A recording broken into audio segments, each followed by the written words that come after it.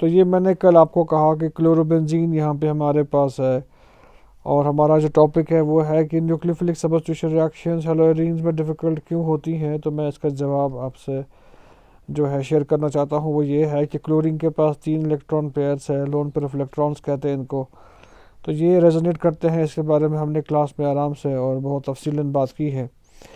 तो electron pair आके यहाँ पर ऑर्थो और आहिस्ता आहिस्ता पैरा पोजिशन पे छा जाता है। इस तरीके से ऑर्थो और पैरा पोजिशंस पे यहाँ पर जो है इलेक्ट्रॉन्स आ जाते हैं, और इन सारे स्ट्रक्चर्स को हम जो है रेजोनेटिंग स्ट्रक्चर्स कहते हैं, और ये सब वैलिड स्ट्रक्चर्स है क्लोरोबेंजीन के।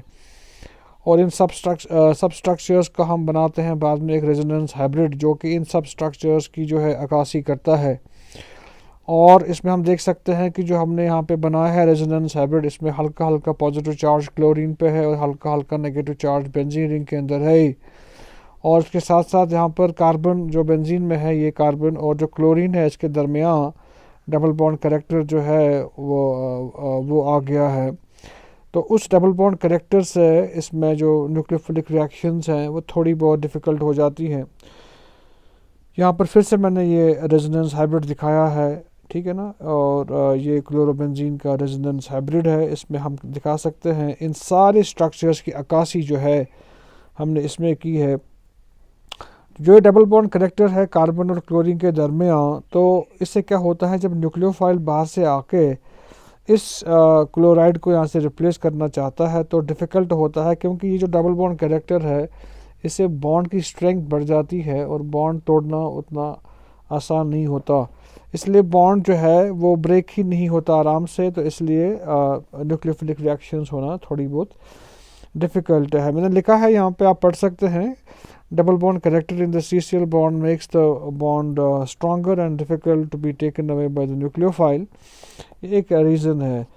जो दूसरा इसमें जवाज़ है, जो रीज़न है वो ये है कि जो बेंजीन का रिंग है, इसमें आप देख सकते हैं इसमें एक रिंग है इलेक्ट्रॉन्स का, होता भी है। और क्लोरीन की वजह से जो रेजोनेंस होती है इलेक्ट्रॉन्स की, तो उससे जो बेंजीन जो पार्ट हमारा है मॉलिक्यूल का, उसमें जो नेगेटिव चार्ज की इंटेंसिटी हल्की सी बढ़ गई है।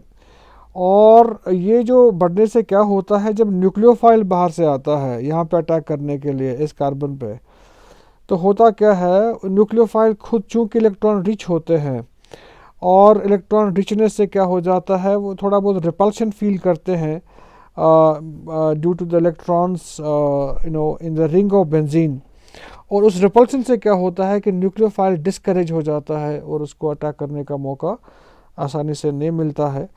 तो ये दो रीज़न्स हमारे पास है, इसलिए न्यूक्लियोफिलिक सब्स्टिट्यूशन रिएक्शंस हैलोजेंस में उतनी आसानी तरीके से नहीं होती हैं। इसके लिए थोड़ी बहुत हमें स्ट्रेंथ लगानी पड़ती है, फोर्स लगाना पड़ता है, स्ट्रॉन्ग कंडीशंस लगानी पड़ती है, तब जाके ये होता है। ये सेंटेंस लिखा है मैंने यहाँ पे, the nucleophile feels some repulsion between itself and the electron ring of the benzene, thereby discouraging the approach of the nucleophile. So friends, ये दो reasons हमारे होते हैं कि ऐसी reactions क्यों discourage होती है, और क्यों हमें harsh conditions या forcible conditions से ही ये reaction करानी पड़ती है। तो hope आपको ये समझ में आया होगा। और अगर कुछ क्वारीज वगैरह है, मैं ये शीट जो है आज के लेक्चर का, ये मैं अपलोड करूँगा इसके साथ ही। तो कहीं पर आपको कोई प्रॉब्लम फील हो जाए या कुछ हो जाए तो मुझे आप अकॉर्डिंगली रिस्पॉन्ड कर सकते हैं अपने व्हाट्सएप नंबर्स के थ्रू मेरे व्हाट्सएप पे।